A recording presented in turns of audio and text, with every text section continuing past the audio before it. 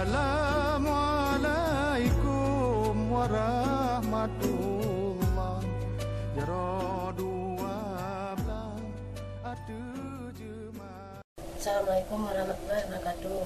Nama saya Asmanita, umur saya 35 tahun. Tinggal di Desa Alubata, Kecamatan Taduraya, Kabupaten Nagan Raya. Don menunggu bantuan PKH tahun 2018. Don bersyukur dengan bantuan PKH. Uang PKH digunakan untuk biaya sekolah anak dan untuk biaya berobat yang penderita bocor jantung. Long kerja buruh, mengenai kerja long kerja. Mengenai kerja long anak kerja. Lakolon nak kadu akal. Menjaga yang sehat, katakan jaga tangguh jasaku. Terima kasih Pak Jokowi JK dan Kementerian Sosial yang telah memberi bantuan PKH. Pak Jokowi, top PKH ya.